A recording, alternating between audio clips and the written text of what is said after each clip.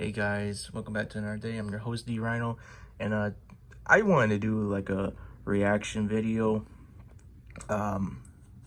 about disturbing and sinister case of Sada Abe.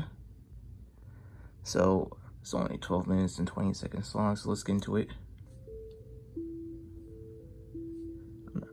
I'll turn it up just in case.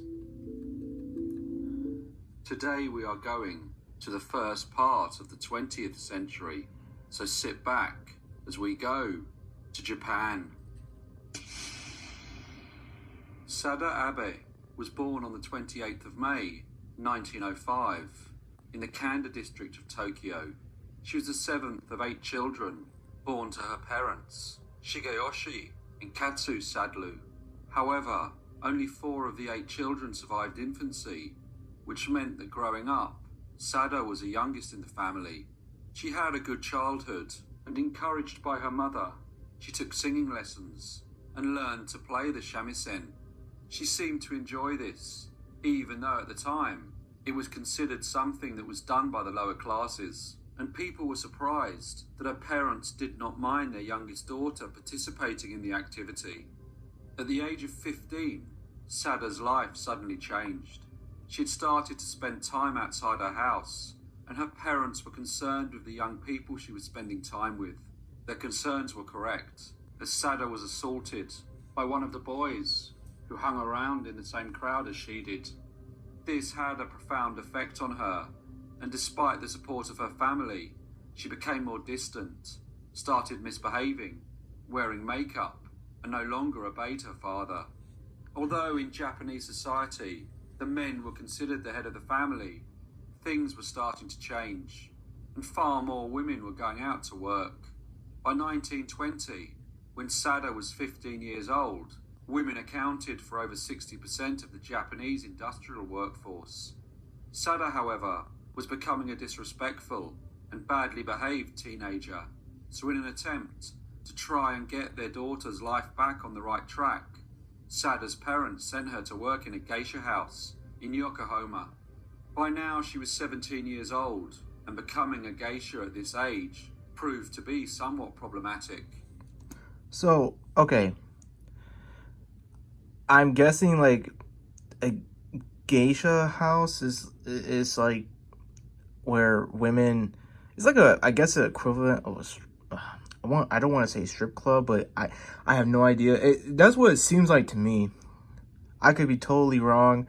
So they introduced their 17-year-old daughter to this, and even though she showed signs that this wasn't, this was not gonna, oh my God, okay. Wow, all right. Many of the girls she worked with had been brought up entirely within the geisha structure. Others had begun their training in their early teens, and Sada was never thought of as a genuine geisha by the other girls. Instead, they considered her more like a prostitute. She had benefited from a far better education than her counterparts, and knew far more about the world and life in general. This made her popular with many clients. However, after 4 years working in the geisha house, she contracted syphilis. Ooh. In 1925, the disease could be controlled, but not cured, which meant that she would now have to be subjected to regular examinations. This was something that geisha girls did not have to do, unlike legally sanctioned prostitutes. So Sada decided that if she was now going to be treated like a prostitute, she would be better off leaving the geisha house and working in one of the many brothels in the city. Working in these establishments, however, came with a certain degree of problems and dangers. Young ladies that worked in geisha houses were protected by the reputation and custom of the institution. Now that Sada was working outside the geisha house, there was little control. Her clients could come from anywhere, and many had no respect for her. She soon realized that she needed to find a different career. In 1932, her mother died, so she returned to Tokyo. However, instead of trying to find employment, she continued to work in the industry that she had become so accustomed to. In late 1933, her father became ill, so she looked after him until his death in January 1934. Some people wondered why she did this, as when she was a teenager, she was abandoned by her parents and sent to the Geisha house. But Sada was a dutiful daughter and nursed her father to the end. Following her father's death, she continued to work as a prostitute, where she was eventually arrested for being unlicensed. Fortunately, her bail was paid by a client. Okay, I didn't even know that about Japanese history back then, that they could have illegal prostitutes. Wow. But this is a whole mixed bag of just bad, because this before she was even a woman, she was assaulted, then abandoned by her parents by them giving her to the geisha house. Geisha girls didn't look at her as, a propagation, so she's a what? Oh my god. Okay, I'm just collecting my thoughts here. Who then paid her to be his mistress. He gave her money and a place to live, but this gentleman was married and had no plans to leave his wife. Sada was determined to make a better life for herself, so she left Tokyo and went to live 265 kilometers away in the city of Nagoya. By now it was 1936, and she was 31 years old.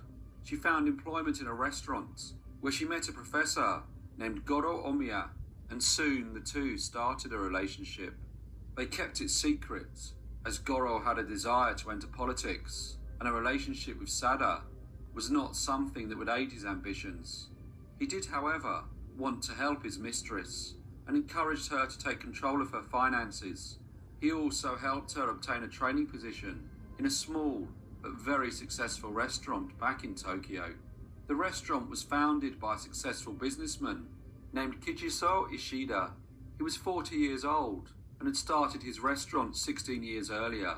By 1936, it had gained an extremely favourable reputation and was frequented by many high society Tokyo residents. Kichiso, however, had a reputation of being a ladies' man, and soon after Sada started working in the restaurant, the two of them started a relationship. Classic the relationship trope. was intense, and Kichiso would take the new woman in his life away for weekends, whilst leaving the running of his business in the hands of his wife. Sada soon became obsessed with him and began drinking. She realised that he would not leave his wife, and that their intense relationship would one day end. She went to a Japanese theatre, where she saw a play about a geisha girl who threatened her lover with a knife. For some reason, she was fascinated by the play, and went to a local shop, where she purchased a large kitchen knife. The next time she saw Kichiso, in a somewhat similar way to the geisha girl in the play, she threatened him with it. However, instead of being concerned by her strange behaviour, he actually found it quite amusing. Okay, what? No. Oh no. First of all, this guy deserves everything that's coming towards him. I mean, not only is he a cheater, but you have this crazy woman threatening you with a knife because she got it as an idea from a freaking from a play, not real life, a play, and you found it amusing, dude. You have everything come to you by this point. And arranged for them to spend a weekend away together. On the morning of May the 18th, after spending 2 nights in a hotel, something came over Sada, and whilst her lover was asleep, she reached over and strangled him. She didn't stop until she realised that he was dead. What happened next was very bizarre, as Sada took the knife and cut off her lover's genitals. What the fuck? She then wrapped them in paper and put them in the pocket of her dress. She also wrote their names on the bed sheets with blood and carved her name into his left arm. What? She then calmly left the hotel.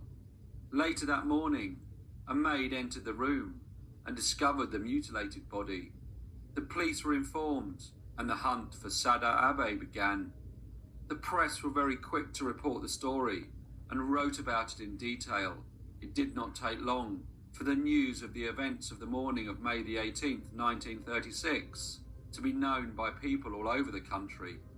There were many alleged sightings of her, but they all turned out to be false, as Sada was staying in a small Tokyo hotel room. She had checked in using an assumed name and spent the next few days writing goodbye letters to her friends and family.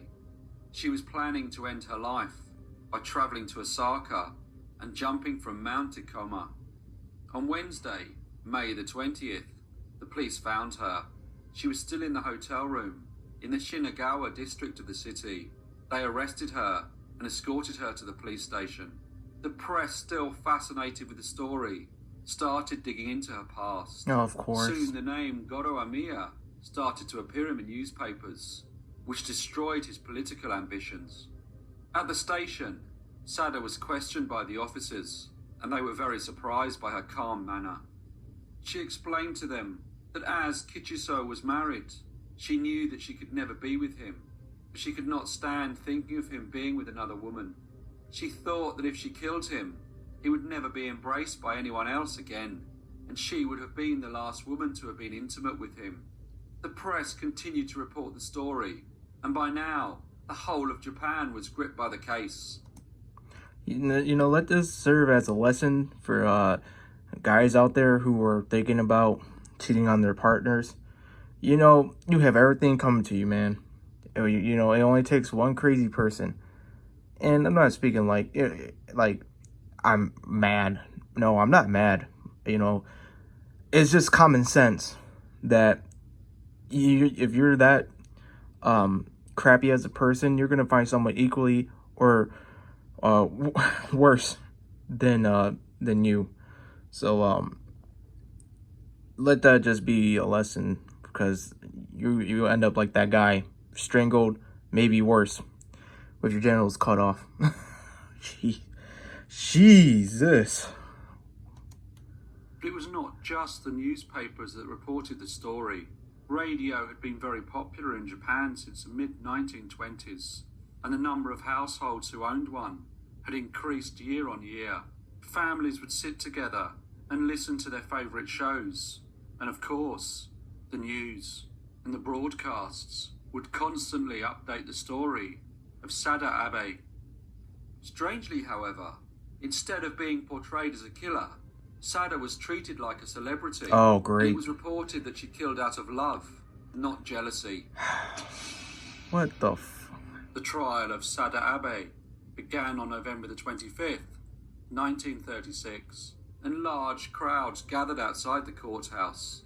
She pleaded guilty in the knowledge that the crime carried a maximum sentence of death, and described her life and the events that led up to the fateful morning of May the 18th, 1936.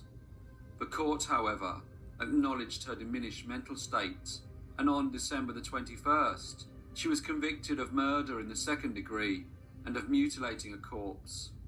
The judge then sentenced her to 6 years in prison. 6 years? She was taken to the Tochigi Women's Penitentiary, where she proved to be a model prisoner, and due to her good behaviour, she was released on the 10th of November 1940. What the fuck? Upon release from prison, Sada lived under an alias.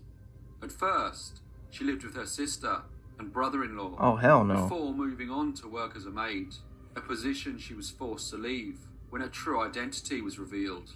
She met another man and went to live with him for a few years. But again, when her real name was disclosed, she was forced to break off the relationship. Sada then realised that it would be extremely difficult to live without being recognised, so decided to embrace her notoriety. At the end of the Second World War, the social morals and culture started to change in Japan, and in 1946, Japanese women finally received the vote. Sada was suddenly seen in a different light, not so much the young woman who had strangled her lover, now the young woman who had been the victim of the men who had exploited and taken advantage of her throughout her life. In the subsequent years, books and plays were written about her. What? Including one written by Sada herself. She was... You know what? You know what's really sad about this? That I come to realize? we seem to idolize, and I'm not saying like all of us, but it seems like society just seems to idolize the killers, the actual murderers, instead of giving a care about the actual victims, you know? Now, I'm not saying like, what the guy did was, cheating on his wife or everything. He is a victim, but I mean, come on now. We shouldn't be idolizing a fucking killer, man. Excuse my language. But see, this is the reason why. Like, we should use them as lessons. Like, hey, you notice this type of person? You ever see this type of person, or you notice how people have a similar person like trait to them, like they're showing these signs? Get away from these type of people, man. I really hate how people try to paint a murderer, a guilty person, in a specific light that is not negative. I really don't like that. But at the same time, it's like we learn. We do learn how to, the ones that are smart enough will learn, like, yeah, you know what? I can kind of see this with us, some other people, and, they're giving me red flags. So how about I just, step on over here and not, be associated with them? It's so odd, man. I have a complex, like response to this, but it's just, dude. By now famous in her country, and went on book tours and appeared on stage. In 1970, Sada disappeared from her public life, and what became of her is unknown. It is claimed that the film director, Nagisa Ashima, managed to track her down to the Kansai countryside, where she had decided to see out her remaining years in the tranquil surroundings of a Buddhist nunnery.